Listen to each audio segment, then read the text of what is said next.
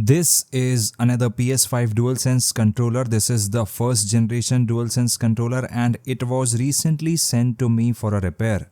This controller is having stick drift issues and the client wants me to install some Hall effect sticks in it.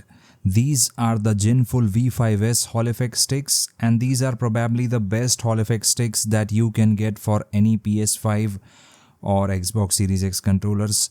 I have used these in a lot of different controllers and these just work perfectly fine. These are the sticks that come included with this controller. I'm yet to open it, but these are the sticks that I have taken out of some other DualSense controller. And these are the sticks that come pre-installed with all of these DualSense controllers. Now these use friction instead of the magnets that are being used in these Hall effect sticks. And because of friction, there is going to be some damage to these potentiometers.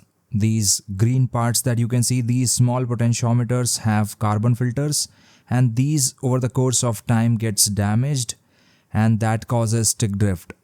But with these Hall effect sticks, there is nothing like that.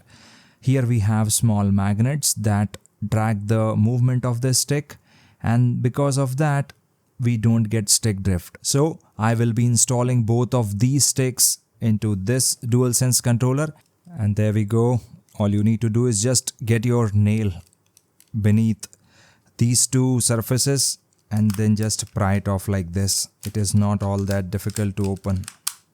Just don't use too much force if you are attempting this yourself, else you might break this part. This is entirely plastic. You don't want to break anything here. I'm going to keep it aside and now we will be removing the L1 and the R1 button, which is again also pretty easy. Here I just have this screwdriver and I have some tape over it so that it doesn't scratch or damage anything inside the controller. And there we go, the L1 button is off.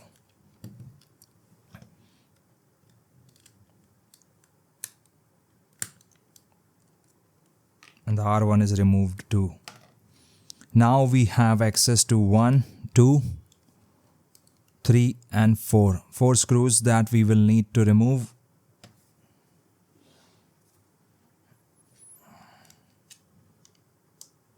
All 4 screws are now removed and now we need to just get these clips off. Don't use anything too aggressive to pull these apart. These are very delicate. I would suggest using your fingernails. And this part can be a little tricky because there are multiple hinges that are being stuck inside and you need to pull it off like this. Don't use too much force.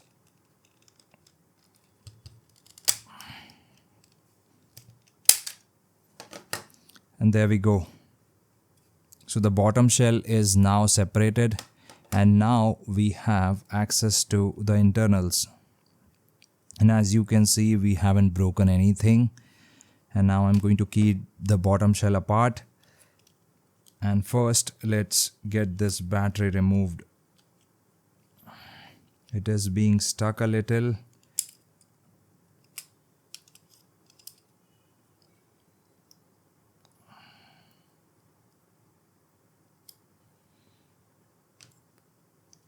And this is a little battery compartment, this black plastic thing. And we have this little ribbon cable that is attached to this plastic part. And I will be removing it first. We'll keep it right over this plastic. And now we have access to the internals. Let's start removing these ribbon cables. Be very gentle. You don't want to damage any one of them. This one is actually really small. I'm having a hard time gripping it, but ultimately got it off. Then we have 2 more cables. And there we go. Now all that is left is to just desolder both of these points. They are on both the sides, and I am going to use some soldering iron, and I am going to be using a soldering iron, and I'm going to just desolder both of these points from both sides so that we can have access to the main PCB. So now all 4 wires are desoldered. All we need to do from here is just get this PCB off. And it can be a little tricky sometimes.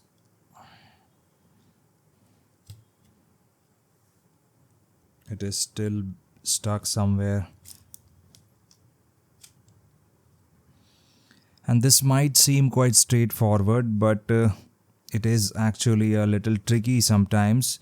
In the process of pulling this board apart, I have seen a few people damage these ribbon cables.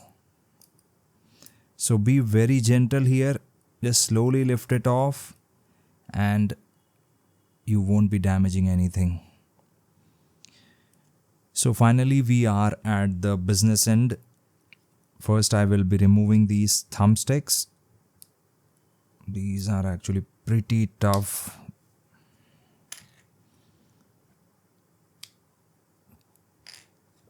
And we are also going to remove this speaker, which is just held in by some adhesive.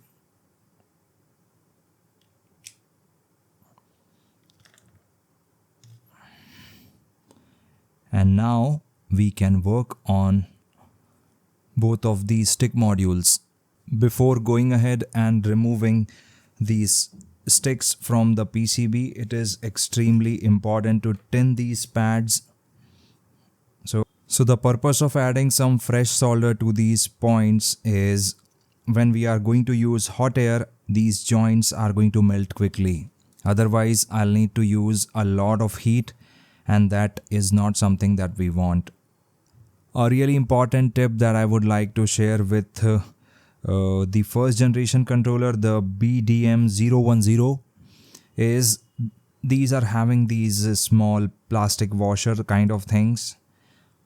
You don't want these on when you will be using the hot air. These are surely going to melt. So I'm going to keep these aside. And only then I'm going to mount this PCB back onto the helping hands. And then I'm going to use hot air. But there is one really important thing that I will be doing first before using hot air on this PCB, and that is to cover all of these plastic components with some heat resistant tape so that these don't melt when I will be using hot air. Finally, I have some heat resistant tape that I have over all of these plastic components that are on the PCB, and now when I'm going to apply hot air, these components are not going to get exposed to the high temperature that we will be exposing this board to. It is going to be absolutely safe to heat this board now. And now I am going to just again mount this PCB back onto the helping hands, and we'll use some hot air and we'll be installing these Hall effect sticks, and then I'm going to get back. And finally, there we go. We have the Hall effect sticks installed, and all that is left from here is to just reassemble everything and then just calibrate these sticks and then test later in a game. So to calibrate the controller, I will be using this little website, dualshocktools.github.io. This is not affiliated with Sony, but this works. I have used this so many times. And now as you can see, the sticks are not centered by default. And we'll have to calibrate the stick center in order to do that. So I'm going to proceed with it. I have done this process several times and I'm well aware of what exactly is to be done. So I'm going to just do it quickly. And as you can see, the sticks are properly centered now. Now we need to calibrate the stick range.